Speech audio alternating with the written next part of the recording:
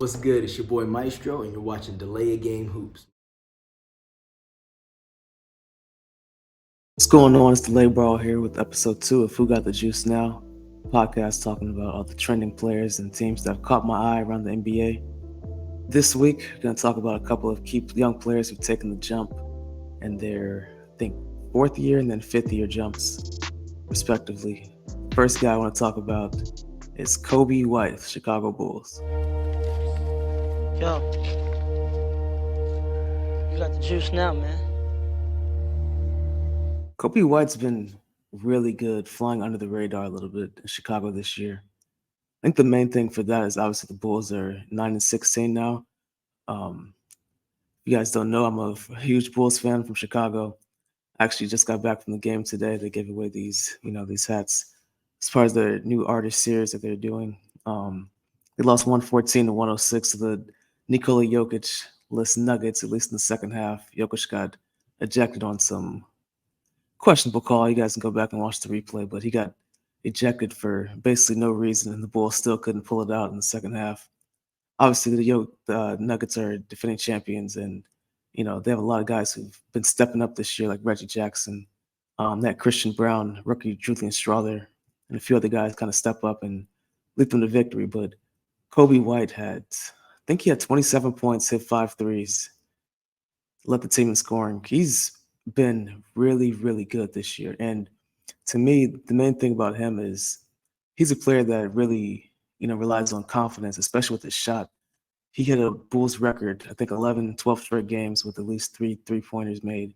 And he came into the league as kind of that prolific scorer. He's one of the, I think, top scorers in the history of North Carolina, the entire state in high school. He was just a crazy scorer in high school. And then in college, his 1 year in North Carolina, he was known to be more of a scoring guard. So when the Bulls took him 7th overall a few years ago, almost 5 years ago now, they kind of brought him in more as a guy who can, help run the offense, but primarily is there to score. He didn't really have a chance to, showcase the full breadth of his offensive skills because, he's been in and out of the starting five.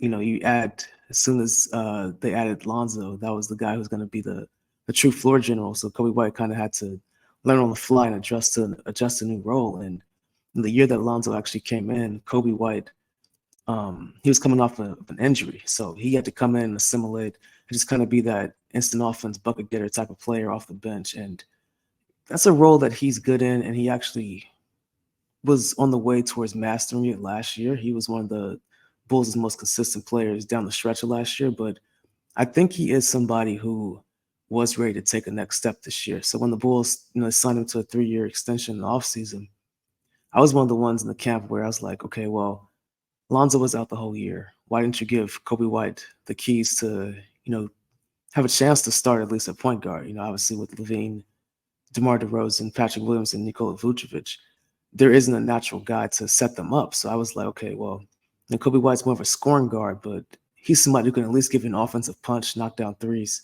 You can give him a chance to start. But he basically proved that, he's the guy for the job, especially this year, because even when Zach LaVine's in the lineup and playing, Coby White his confidence is just different. Like, he's not really that apprehensive player where he's kind of second guessing himself or didn't want to mess up. I think after Lonzo went down, I guess that was early 2022 now at that point. Lonzo went down January 2022, something around there. Coby White was still trying to find his role. They bring him in on the starting lineup, taking him out. You put Caruso in there. You'd have Zach. You'd have other guys kind of man the point. You had Ayo. But Coby White was the guy who you didn't really know exactly where he fit in. And last year, just something kind of clicked. He really worked on his ball handling and offseason going in from the 2022 offseason. And he worked on his defensive intensity. I think he just worked on, kind of locking in on that end and being somebody that you can rely upon, because oftentimes, Billy Donovan would go to Caruso or, like I said, Ayo, because they're just much better defenders at that stage than Coby White was. But he's proven himself as not only a decent defender, but somebody who, he's going to give you double-digit scoring. Like, that's always been his MMO as a player. Like, he's somebody that can kind of score in bunches. That's something I put on the Coby White's player profile in the Live Game Hoops, is that, he's somebody who can really score in bunches. And once he gets hot, he can really get hot because you watch him score, especially from downtown. He's not somebody who, you know, needs too much room to shoot, or once he does have one going, like he's gonna want to keep shooting. And he's somebody who can spot up and create on his own, go off the dribble. You see him a lot of times, especially from deep. Take shots from way behind the line once he's in a rhythm, because he's somebody who, once his shots start falling, they don't touch the rim. Like they're going straight in. And I love the fact that he's playing with that confidence, because I've always thought that he's this type of player. As a rookie, I think he averaged around 15 points a game. He's an interesting study because he came in averaging like 15 points a game. The Bulls are really bad. You thought that, he would just be someone to build on from there. But like I said, like once they had those free agent signings, and they brought in the new regime with Arturas Karnisovas and Mark Eversley as the new leaders in terms of the front office, they reshuffled the lineup, and Coby White wasn't prioritized in terms of this being your point guard of the future, even though he had some, like I said, showed some signs, showed some promise playing that position. A lot of people thought, me included, that he would be more of a combo guard, somebody who can just, thrive as a sixth man. But he's really proved, I think, everybody wrong. It's weird because you don't really see players have that much of an arc with one team. He started out, like I said, averaging 16 points a game, damn near his rookie year. Sophomore year, just kind of teetered off. He averaged a little bit, a few more points less, I think, than that. I think probably around like 13, something like that. But he's back up to 15 this year after averaging, less than 10 points a game last year. So I think it's definitely somebody who should be in the running for most improved player, mainly because of the peaks and valleys of his career, and being able to turn that around. Because going from somebody who was an afterthought in terms of being your starting point guard to being, the guy, the Bulls signed not only him but Javon Carter and Ayo. They re-signed Ayo and Coby, and then signed Javon Carter this past 2023 offseason. Shore up that point guard spot, because last year a lot of people thought that Alonzo would be back at some point. Coby White, he never really got a chance to show that he was the guy. And I think, although, like I said, I wish he would have gotten a chance last year just to get a head start in terms of what that might look like, or maybe how they could have finished last year. I think that was good for him to go through that experience of, you're basically fighting and clawing your way back on the same team. Usually guys don't get their rebirth until, you get traded, or, you got a new situation, a new coach, something else that sparks, a change that, you get more touches.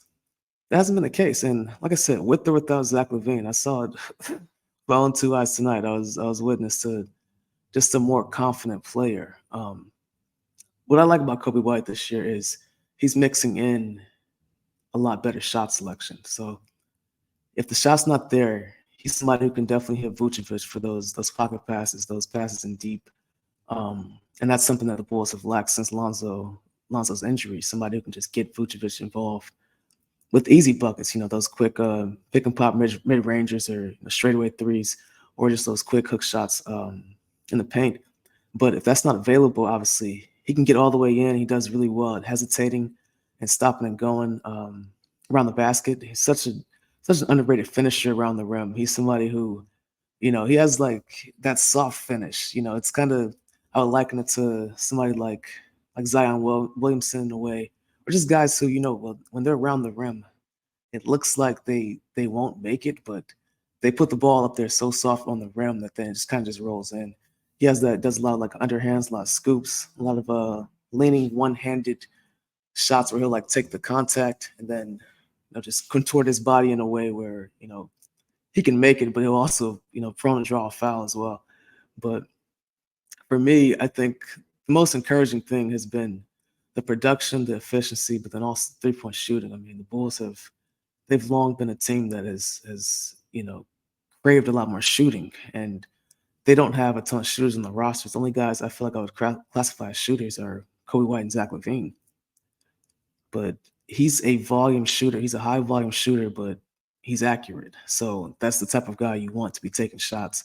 Like I said, he set a Bulls franchise record. The previous record was, I think, 7 straight games with at least 3 threes. And he's shattered that. He's still on that wave. He had a huge night against the Bucks last night in overtime. He had 33 points. Tonight he had 27, setting people up, and he's getting his own shot. And that's something that, it seems easy, but once you see that maturation, you see that progress, it's just great to see as a Bulls fan, because there are times where not to say I didn't believe in his potential or what he could do, but you do get worried that certain players when they're young, because of the situation or whatever circumstance, that they might peak early, or they might not be able to realize their potential because of other things that's in place. A lot of that's due to confidence, because like I said, somebody like him who came in scoring at a level where you feel like that'd be sustainable and you can only build from there. Somebody who I think he's broken out faster than, I think any of the players you would call the Bulls prospects over the last few years. Patrick Williams is still somebody who needs to make that next step. That might, for instance, happen on a different team, or, if the Bulls actually rebuild and make some trades. But Coby White's shown he should be a part of the Bulls' future for a long time, because, whether you have him as your number one point guard, or, like I said, just a great third guard, or a guy who's a six man off the bench, he can at the very least score. And I think he's gotten his confidence as a scorer. So if he's not a starter in a different situation, or, say somehow the Bulls, strike for a star point guard, somebody who I guess would have a higher standing than Coby White, he still would be able to contribute, because he has that mindset that he can now. Like, it's not like he's trying to prove himself as an NBA player now. He's proven himself as a very good NBA player, somebody who can sustain a level of success instead of getting here and then going back down or getting knocked down a couple notches. But yeah, I love the way he plays. I love the way he is mixing in pace a lot better this year. The Bulls, they're not a team who's known for running, but when Coby and Ayo are out there together, even sometimes Coby and Levine, he's starting to push the ball more. He gets the ball off the glass, he'll start to push it. Or if there's any chance for off a turnover, semi-transition, he's looking to push the ball. I'd find somebody from the 3-point line, set up for himself, or go straight to the basket. So he's got a few options. He's got some really nice go-to shots. One of the ones I love is the fake and flyby, where he did today. Actually hit 5 threes. He had a couple of them in the variety where he would get that extra swing pass, pump fake, take that side step, and then just cash it.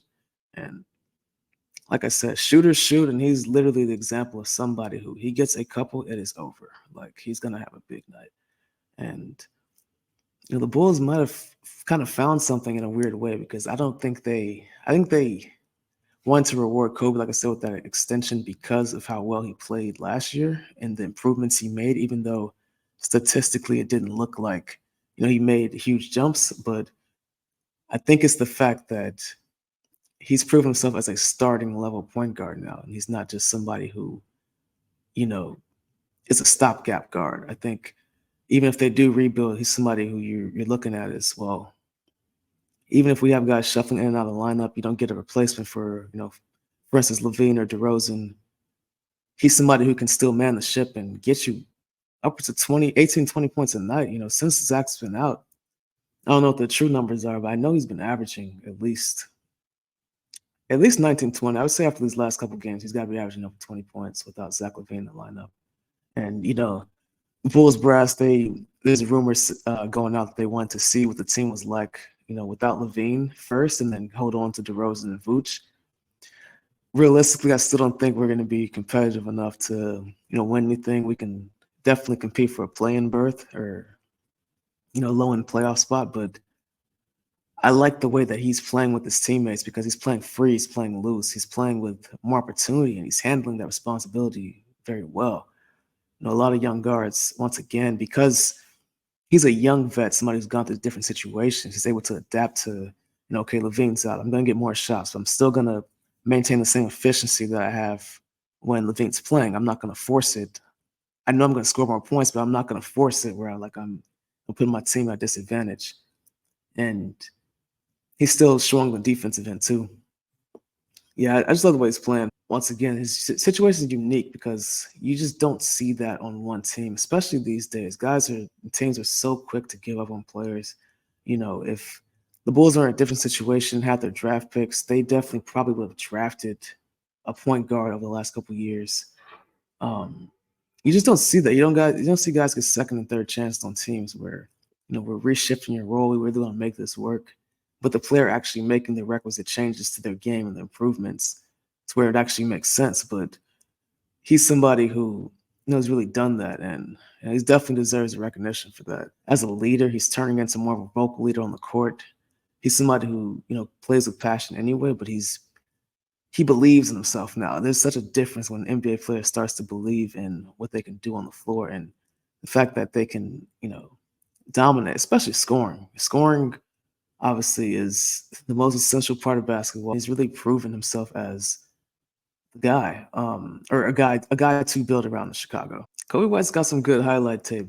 He's got some good tape as well. He's somebody whose highlights are fun to watch because you just see the ease in which it looks like he's scoring, especially when you string together certain clips.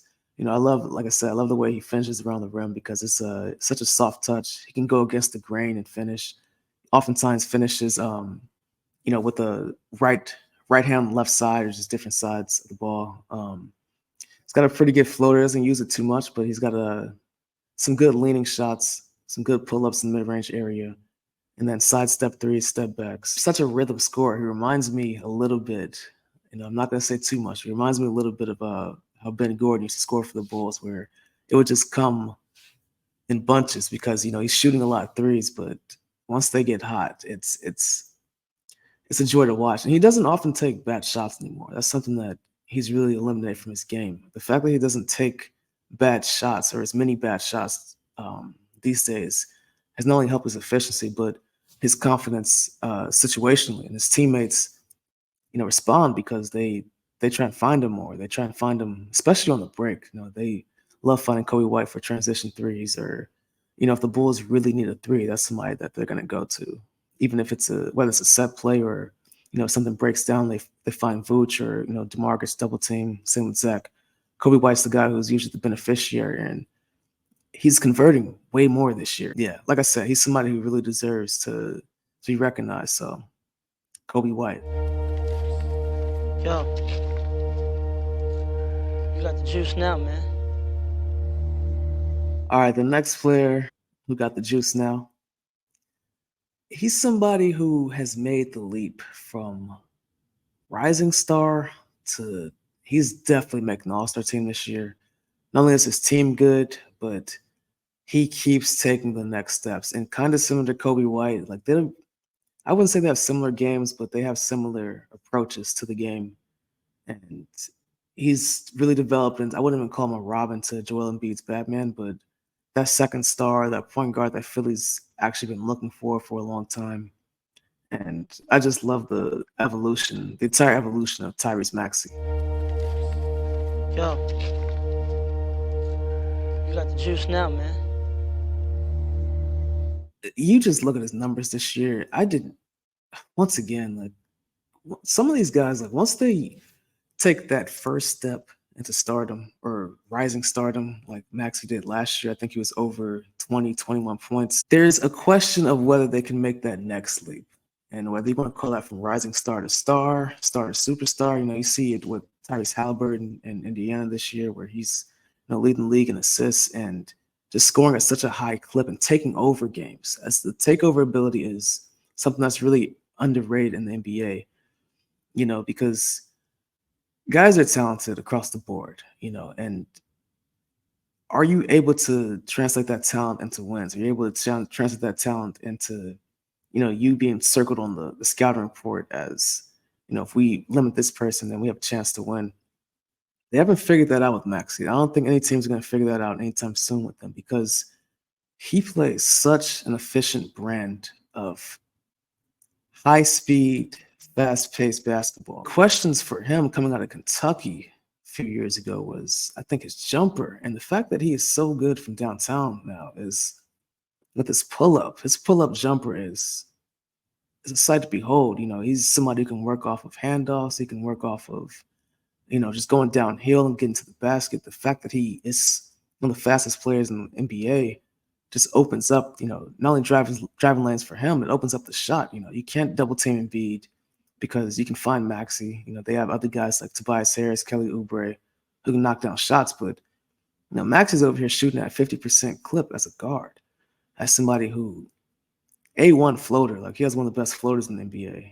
Somebody who can just get into the paint, and he can go downhill all game and get 25. And that's crazy with no free throws. He doesn't really have to get to the line too much. You know, you're looking at the fastest or one of the fastest players on the court, literally anytime he steps up or laces them up against anyone. And I don't know what it is about Kentucky. You know, you see him, his former Kentucky teammate, Emmanuel Quickly, a lot of these guys who come in, and there's an adjustment period, but maybe not as much as you think in terms of probing, getting into the lane, navigating between the seams. He's gotten good at playmaking, a lot better at playmaking without James Harden as well. You know, he's opening up and having the ball in his hands a lot more. And, you know, Joel Embiid is averaging 33 points a game, and Maxey's averaging 27 with, I think, 5 or 6 assists. And that's elite. You know, these are all-star numbers. Joel Embiid and Tyrese Maxey will both, without a shadow of a doubt, be all-stars this year. Obviously, Embiid reigning MVP, but the fact that he has a number 2 legitimately, Maxey is a seamless fit because not only is he lower maintenance as a basketball player, he doesn't need the ball as much to impose his will. Like I said, he can get the ball, you know, off a rebound or, you know, a quick pass and go the length of the floor and create something for himself or kick it to a teammate. You know, him and DeAnthony Melton get out on the break. There's ways for Maxey to, you know, to show his game and showcase his skills on the lane and on the break without you know, having to call plays for him. He can just go downhill. He can spot up. He's extremely confident from three-point land. And I think that's something that, you know, once again, no one really thought that would be the case, that he'd be this comfortable from downtown in his first couple of years. And there really wasn't a huge adjustment period with that too, which is pretty surprising to me. I thought that he'd have to adjust to, you know, being a consistent shooter, at least somebody who can, you know, he's obviously a little bit better below the 3-point line, but he has the volume now and the accuracy. You can count on Maxey for at least a couple threes a game, a few threes a game, and he's not shooting you out of the game. He doesn't really take, once again, kind of similar to Coby White now, he doesn't really take too many bad shots. He's not somebody who, like, you know, he's taking or making head-scratching plays or head-scratching decisions out there. And he's a calming presence, but it's a weird calming presence that is also enthusiastic, and he galvanizes his team with his energy. You know, his teammates always talk about how infectious, you know, his energy is in the locker room, and how he's just super positive, and, you know, somebody who's just kind of, I would say, probably unique for his age group. The fact, like I said, the fact that he is so ready makes Philadelphia a dark horse in the Eastern Conference to me. Joel Embiid is going to do his thing. The thing with Philly is staying healthy. Let's put it like this: if they get the 2 or 3 seed, can avoid unfavorable first-round matchup, I think they can go really far this year because they have more balance now, and because they are so hot, they're still top-heavy, especially with their starting 5. But because Embiid and Maxey are, you know, you can count on them. Literally combined, they average 60 points a game. From there, you need Kelly Oubre Jr., Tobias Harris, DeAnthony Melton. You're the guys to step up and provide relief, especially on the defensive end. But Tyrese Maxey, you know, jumping to basically superstar numbers already. You know, there was no adjustment with Harden not being there. Obviously, Harden hasn't played for the Sixers or didn't play for the Sixers at all this year. He held out, but it's not like he had to adjust to, okay, Harden's not here. Well, is Maxey's field goal percentage going to go down? Is he, you know, is he comfortable running the offense full time? Is he comfortable, you know, still getting to his spots, you know, being the guy, one of the main guys on the scouting report, or obviously number 2 behind Embiid? And he's passed all those tests with flying colors.